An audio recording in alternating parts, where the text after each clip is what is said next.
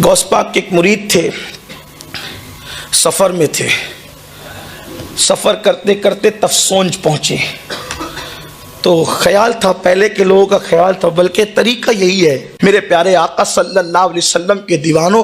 तो वो गौस पाक के मुरीद थे, सफ़र में थे। सोचा कि यहाँ पर एक बहुत बड़े शेख रहते हैं, शेख अब्दुर्रहमान तफसोंजी, तो उनकी महफिल में वो चले गए। अब महफिल में गए तो महफिल में सब मुरीद ही मुरीद थे।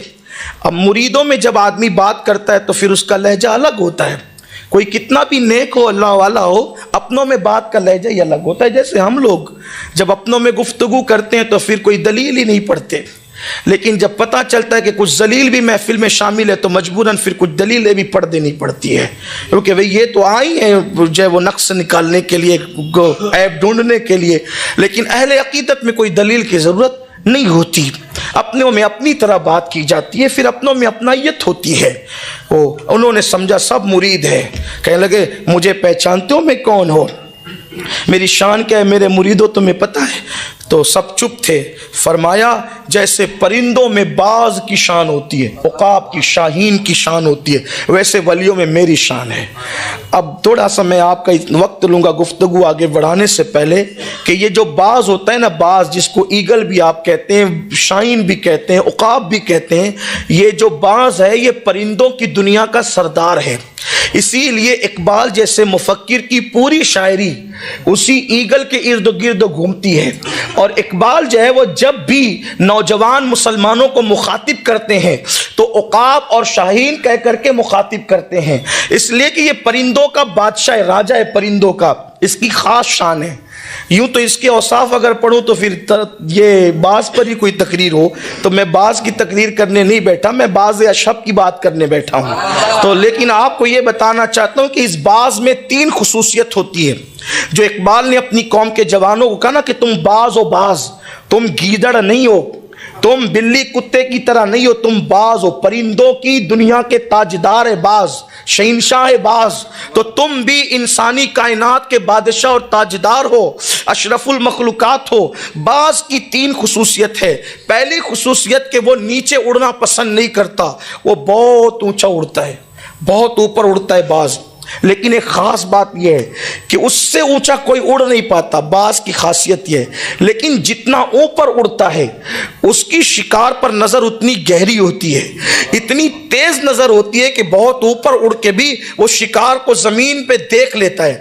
और उसके शिकार करने का अंदाज ये है कि वो बैठते और चलते शिकार नहीं करता, वो शिकार भी उड़ते उड़ते करता है। ये बहुत खास बात है। बाज के अंदर उसकी ये बड़ी अल्लाह की कुदरत है, जिसको जो चाहे अता करे। तो वो ऊपर उड़ता है, निगाह नीचे रखता है, पहली बात। दूसरी बात, वो इतना बागैरत है बाज कि कभी बचा कुचा शिकार नहीं खाता, यानी इसने कर दिया उसने कर दिया तो परिंदे दरिंदे वो मुर्दार नहीं खाता।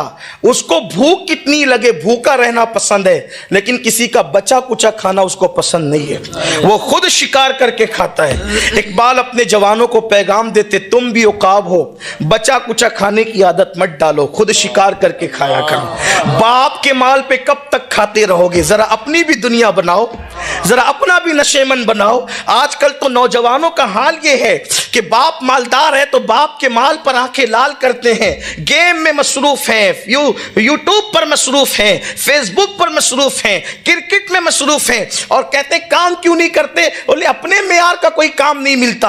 आपका मियार क्या है? जब रसूलुल्लाह इमामुल अंबिया शाम के बाजार में खड़े होकर के जनाब खदीजा की चीजें बेच सकते हैं, तो क्या तुम बाजारों में खड़े होकर के अपनी चीज नहीं बेच सकते? याद रखो, आपका मियार कुछ भी हो, मुस्तफा जान रहमत के कदमों में सब है, कोई मुस्तफा जान रहमत के बराबर नहीं है। और शर्म हलाल कारोबार में नहीं है, शर्म तो चोरी करने में है, शर्म तो हराम खाने में है, शर्म तो डाका डालने में है। मेरे नबी ने फरमाया, जो जिल्लत की जगह हलाल रोजी के लिए खड़े होता है, अल्लाह उसको इज्जत से माला माल फरमा देता है।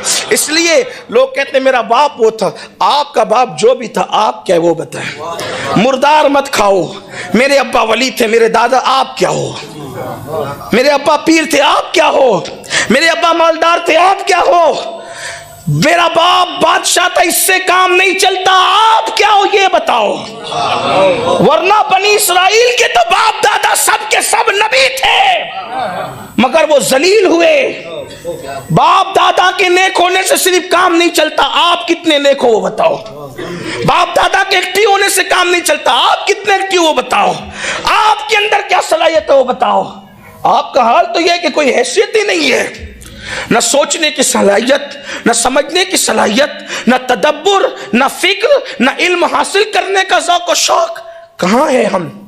نہ مال کمانے کی فکر، کہاں گیا؟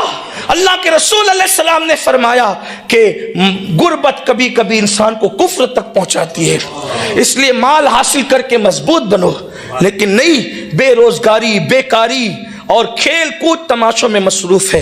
یاد رکھنا، آپ سے کوئی یہ نہیں پوچھے گا کہ آپ کے ابا کیا تھے، لوگ آپ سے یہ پوچھیں گے کہ آپ کیا ہو۔ خدا کی عزت کی قسم، جب میں خاندان نبوت کو دیکھتا ہوں تو اس نتیجے پر پہنچتا ہوں کہ اگر ان کے ساتھ اتنا بڑا نام بھی نہ ہوتا تو بھی ان کے کردار ایسے تھے، وہاں لوگ پیشانی ضرور جھکاتے۔ سیدہ فاطمہ کے کردار کو دیکھ لو، آپ دیکھ لیں ان کا کردار۔ وہ بڑے باپ کی بیٹی ضرور ہیں، لیکن بفرض محال اگر وہ نام ان کے ساتھ نہ بھی ہوتا تو سیدہ کا تقوی وہ تھا کہ کم سے کم ان کے تقوی پر لوگ پیشانی ضرور جبین نیاز کرتے، جھکاتے۔ امام علی مقام کو دیکھیں، امام حسن مجتبی کو دیکھیں، اسی طرح خاندان نبوت کو دیکھیں۔ امام جعفر صادق کا علم کتنا تھا کہ امام اعظم جیسا شخص وہاں جا کر کے خوشہ چینی کرتا نظر آتا ہے۔ تو آپ کو بڑا بننا پڑے گا۔ تو بات دور نہ نکلے، عرض کر رہا تھا کہ باز بچہ کچا شکار نہیں کھاتا، اسی لیے بچے کچے پہ اکتفا کرنے کی عادت میں ڈال۔ اقبال کہتے تم بھی باز ہو، وہ خود شکار کرتا ہے۔ تیسری بات جو خاص اس باز کی ہے وہ یہ ہے کہ وہ کبھی گھونسلہ نہیں بناتا، سردی ہو، گرمی ہو، بارش ہو، بغیر گھونسلے کے زندگی گزارتا ہے، چٹانوں پر، پہاڑوں پر، صحراؤں میں، جنگلوں میں۔ اسی لیے اقبال کہتے ہیں نہیں تیرا نشیون قصر سلطانی کے گنبد پر، تو شاہی ہے بسیرا کر پہاڑوں کی چٹانوں میں۔ اور عقابی روح جب بیدار ہوتی ہے جوانوں میں، نظر آتی ہے ان کو اپنی منزل آسمانوں میں۔ تو شیخ عبد الرحمن نے کہا میں باز ہوں، ولیوں کی دنیا کا باز، مطلب کہہ دیا کہ سردار ہوں۔ سب اپنے ہی تھے، لیکن اپنوں کے بیچ میں ایک قادری بھی بیٹھا ہوا تھا، وہ اٹھ کے کھڑے ہو گئے، لیکن بات کرنے کا لہجہ بھی اچھا ہونا تھا۔ وہ اٹھ کے کھڑے ہوئے، جو چادر اوڑی ہوئی تھی چادر، وہ چادر پھینک دی اور فرمایا آپ باز ہونا ولیوں کی دنیا کے، آؤ میرے ساتھ کشتی کرو، مقابلہ کرو، لڑو، چلو آؤ۔ اب میں تقریر کر رہا ہوں، کوئی بیچ سے کھڑے ہو کر کے کہا کہ میرے ساتھ لڑو، مجمع اس کا حال کیا کرے گا آپ جان سکتے ہیں۔ سب اپنی لوگ ہیں، تیری ہمت کیسے ہوئی ہے ہمارے سید صاحب کو ٹوکنے کی، روکنے کی؟ لیکن یہ بڑی کم ہمتی کی بات ہے۔ اعلیٰ ظرف لوگوں کا ظرف بڑا اعلیٰ ہوتا ہے۔ اللہ والے حق پر ہوتے ہیں اور حق کا اعتراف کرتے ہیں، ان میں تعصب نہیں ہوتا۔ جب اس نے چادر پھینک دی تو اس کا بدن ہو گیا اوپر کا ننگا، برینا ہو گیا، اوپر کا بدن اس کا کھل گیا، اس قادری غلام کا۔ اور اس نے کہا مجھ سے لڑو، سب اس کو گھورنے لگے۔ مریدوں سے کہا اس کو گھورو مت، میں اس کے ایک ایک بال سے نور نکلتا دیکھ رہا ہوں۔ یہ چھوٹے موٹے پیر کا مرید نہیں ہے، بہت بڑے پیر کا مرید ہے، پتہ نہیں کس کا ہے لیکن ہے بڑے پیر کا مرید، اس لیے ہمارے پیر کو بڑے پیر بھی کہتے ہیں۔ کتنے بڑے پیر ہیں۔ زبدۃ الاثار میں شیخ عبدالحق محدث دہلوی نے لکھا، امام اہل سنت نے فتاوی رضویہ میں لکھا کہ غوث پاک کہتے ہیں کہ انسانوں کے بھی پیر ہیں، ان سب کے پیروں کے پیر کا نام عبد القادر جیلانی ہے۔ جناتوں کے بھی پیر ہیں، ان سب کے پیروں کے پیر کا نام عبد القادر جیلانی ہے۔ اور فرشتوں کے بھی پیر ہیں، ان سب کے پیروں کے پیر کا نام عبد القادر جیلانی ہے۔ یہ میرے مرشد کی شان ہے، غوث پاک کی شان یہ ہے، پیروں کے پیر ہے۔ وہ کہا کہ اس کے ایک ایک بال سے نور نکل رہا ہے، میں نور دیکھ رہا ہوں۔ اب وہ نور قادریت کا ان آنکھوں سے نہیں دکھتا، جب دل کی آنکھیں روشن ہوتی تب نظر آتا ہے۔ کہا اس کا ایک ایک بال منور ہے۔ لوگ کہتے ہیں نبی کا پورا خاندان نور کیسے؟ او نادان، جو صرف مرید ہو جائے غوث پاک اس کا بھی بال بال نور سے منور کر دیتے ہیں۔ جب مریدوں کی نورانیت کا یہ عالم ہے تو خود کی نورانیت کا عالم کیا ہوگا؟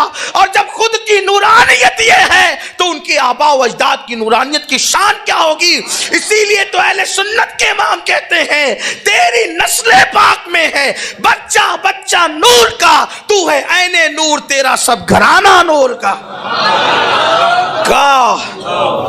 اس کے ایک ایک بال سے نور نکل رہا ہے۔ کہا بھئی آپ کوئی بھی ہو چادر اوڑھ لو، باتیں بعد میں ہوگی، پہلے فرمایا ہم قادری لوگ ہیں، غصے میں ایک بار جو چیز پھینک دیتے ہیں دوبارہ اس کو اٹھاتے نہیں۔ تو کہا پھر اب؟ کہا کہ اب دیکھ لو، اب یہ نہیں اٹھا کے پہنوں گا کیونکہ گر جاتی ہے، الگ بات تھی، رکھ دیتے الگ، غصے میں پھینکا ہے، اب نہیں اٹھائیں گے۔ قادریت اتنی باغیرت ہوتی ہے جو غصے میں آ کے چادر پھینک دے پھر نہ اوڑے۔ یہ کیسی قادریت ہے کہ کانوں میں ایئر فون لگا کے گناہ بھی کر رہے ہیں، کفریہ کلمات بھی سن رہے ہیں، یہ کون سی قادریت ہے؟ سود بھی کھا رہے ہیں، بیٹی کی شادی میں ڈانڈیا بھی کھلوا رہے ہیں، ڈی جے بھی بج رہے ہیں، کون سی قادریت؟ اتنی بڑی منافقت تو نہیں ہونی چاہیے انسان میں۔ قادریت جو ہے نا وہ رنگ قادریت ہی الگ ہے۔ لوگوں نے سمجھا کیا ہے؟ رسومات رسومات اور رسومات، حقیقت کی طرف آؤ، دنیا کے حالات چٹکیوں میں بدلیں گے، اس لیے کہ بادشاہوں کو مقرر کرنا بھی ان کے اشارے پر ہے اور ہٹا دینا بھی ان کے اشارے پر ہے، لیکن کوئی ان کا ہو کر تو دیکھے۔ اللہ اکبر، اس لیے کہا گیا ہوا میں اڑنے والے یوں نہ اترائے ندا کر دے، وہ جب چاہے جسے چاہے اسے فرما روا کر دے۔ کوئی قادری بنے، بڑی شان ہے غوث پاک کی، تو انہوں نے کہا کہ ہم اوڑیں گے نہیں یہ چادر، پھینک جو دیے غصے میں آ کے۔ کہا پھر کیا ہوگا؟ انہوں نے وہیں کھڑے کھڑے اپنی بیوی کو آواز لگائی ذرا میری چادر دینا۔ ان کی بیوی بھی قادریت کے رنگ میں رنگی ہوئی تھی، اس نے اپنے گھر سے چادر بڑھائی، انہوں نے ہاتھ بڑھا کر اس کو وصول کر لیا۔ یہ ہے شان قادریت، اور یہ غوث پاک کے مریدوں کی شان ہے کہ ہاتھ بڑھا کر گھر کا ماحول تو دیکھیں۔ اور ہمارا حال یہ کہ ہم زیادہ سے زیادہ نمازی بن کر کے سوچتے ہیں اب ہمیں جنت میں جانے سے کون سی طاقت روک سکتی ہے؟ فجر کو ہم جائیں، بچے سوتے پڑے رہیں، کوئی ٹینشن نہیں، بیوی سو رہی ہو، کوئی ٹینشن نہیں، اسی پر ہماری نجات نہیں ہو سکتی۔ اگر ہم دین کے رنگ میں رنگے ہیں تو ہمارے گھر والوں کو بھی دین کے رنگ میں رکھنا اپنی ذمہ داری ہے، تاکہ وہ بھی جنت کی راہ کے مسافر بنے۔ خیر خواہی کا جذبہ یہی ہے۔ اللہ اکبر۔ پھر انہوں نے چادر اوڑی، اور اوڑنے کے بعد پھر شیخ عبد الرحمن نے کہا کہ تو ہے بہت بڑے پیر کا مرید، تیرے ایک ایک بال سے میں نے نور دیکھا، کس کا مرید ہے؟ فرمایا ولیوں کی دنیا کے باز آپ نہیں ہیں، میرا پیر ہے۔ اور انہوں نے خود کہا کہ میں باز اشرب انا البازی، انا البازی و اشرب کل شیخ، میں سارے ولیوں میں باز کی حیثیت رکھتا ہوں، میرے پیر باز اشرب ہے، باز میرے پیر ولیوں کی دنیا کے۔ فرمایا کون نا، کیا نام ہے؟ کہ عبد القادر جیلانی۔ کہ تمہیں دیکھ کر تو لگتا ہے کہ تمہارا پیر بڑا ہے، لیکن مجھے حیرت یہ ہے کہ بارگاہ رسالت میں ہمارا آنا جانا ہے، جب حضور کی محفل سجتی ہے تو ہم آتے جاتے ہیں روزانہ، لیکن نہ کبھی آتے ہوئے تمہارا پیر ملتا ہے، نہ کبھی جاتے ہوئے ملتا ہے۔ تو اگر وہاں کی حاضری ان کو نصیب ہوتی تو کبھی تو آتے ملتے، کبھی تو جاتے ملتے۔ مثال کے طور پہ دھوراجی کی جامع مسجد کے محلے میں جو رہتے ہوں اور وہ نمازی ہو تو نمازیوں کو کبھی آتے جاتے تو ملیں گے، اور نہ آتے ملے نہ جاتے ملے، کم سے کم جماعت کھانے میں تو ملیں گے۔ جو نماز ہی نہیں پڑھتے کہتے ہم تو بڑے نمازی ہیں، لیکن نہ آتے ملے نہ جاتے ملے تو رہتے کہاں ہیں؟ تو نہ آتے ملتے نہ جاتے ملتے، تمہارے پیر رہتے کہاں ہیں؟ انہوں نے کہا وہ تو ہمارے پیر ہی جانے، وہی بتائیں گے، لیکن ہمارے پیر باز اشرب ہے، باقی اور کوئی نہیں، ان کی شان ہے اتنی بڑی ہے۔ امام احمد رضا محدث بریلوی لکھتے ہیں صحابہ اور ائمہ اہل بیت کے علاوہ، صحابہ اور ائمہ اہل بیت کے علاوہ تمام اولین اور آخرین جتنے اولیاء ہیں سب سے بڑا مرتبہ غوث الاعظم دستگیر کا ہے۔ تو کہا ہمارے پیر باز اشرب ہے، اور کہا کہ اچھا ٹھیک ہے، ایک کام کرو، میرے کچھ مریدوں کو لے جاؤ اور تمہارے پیر سے معاملے کی تفتیش کرو۔ مریدوں کو کہا بھئی میرا سلام کہنا شیخ عبد القادر جیلانی کو، اور کہنا نہ کبھی آپ آتے ملے نہ کبھی جاتے ملے۔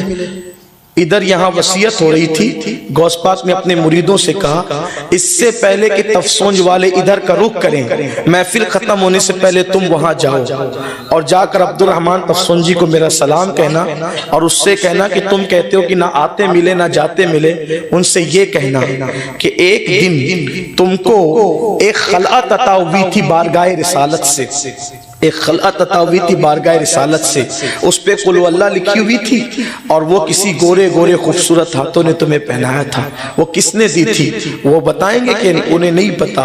ادھر یہ باتیں ہو رہی تھی، اتنے میں وہ سارے قادری یہاں پہنچے، سلام کیا اور کہا ہمارے مرشد آپ کو سلام کہتے اور کہتے ہیں کہ یہ بتاؤ کہ وہ جو خلعت آپ کو نصیب ہوئی تھی بارگاہ رسالت سے، وہ جو خوبصورت گورے گورے ہاتھ تھے وہ کس نے پہنایا تھا؟ کہا مجھے نہیں پتا کس نے پہنایا تھا، ہاتھ نظر آئے تھے ذات نظر نہیں آئی تھی۔ تو ان مریدوں نے غوث پاک کے حکم سے کہا وہ کوئی اور نہیں تھا، وہ ہمارے پیر عبد القادر جیلانی تھے جن کے ہاتھوں آپ کو خلعت پہننا نصیب ہوئی تھی، اور ہمارے پیر نے کہا ہے کہ آپ کہتے ہیں کہ نہ آتے دکھتے ہیں نہ جاتے دکھتے ہیں، آتے جاتے وہ ملتے ہیں جو آتا جاتا ہے، ہم تو وہیں رہتے ہیں جو گھر میں رہتا ہے، در والے اس کو کیسے دیکھ سکتے ہیں؟ جو گھر میں رہتے ہیں در والے اس کو کیسے دیکھ سکتے ہیں؟ ہمارا مقام گھر ہے اور تمہارا مقام در ہے۔ اور پھر غوث پاک کہتے ہیں عبد الرحمن تفسونجی سے بتا دینا نہ آنا جانا تمہارے پاس ہے ہمارے پاس نہیں ہے، ہمیں جو مقام ملا ہے وہ مخدا مقام ہے، مخدا مقام کہ تمام اولین اور آخرین اولیاء میں مخدا مقام کسی کو نہیں ملا، وہ مقام صرف عبد القادر جیلانی کو ملا ہے۔ آٹھوں پہر وہاں جلوہ یار میں گم ہے، لیکن قربان اب یہ مخدا مقام ملا کیسے؟ غوث پاک کہتے ہیں مجھے مخدا مقام ملا ہے۔ اب یہ مخدا مقام ملا کیسے؟ آپ اپنے قصیدہ غوثیہ میں اس کا راز اس سے پردہ اٹھا کر فرماتے ہیں انا الحسنی والمخدا مقامی، کہ میں حسن کا بیٹا ہوں، اللہ تبارک و تعالیٰ نے مجھے مخدا مقام عطا فرمایا ہے۔ آپ مجھے بتائیں حسن کا بیٹا ہونے پر جسے مخدا مقام ملتا ہے، جب حسن کے بیٹے کی یہ شان ہے تو حسن مجتبیٰ کی شان کا عالم کیا ہوگا، اور ان کے بابا اور ان کی امی سیدہ فاطمہ اور مولا علی کی شان کیا ہوگی، اور ان کی یہ شانیں ہیں تو مصطفیٰ جان رحمت کی شان کیا ہوگی۔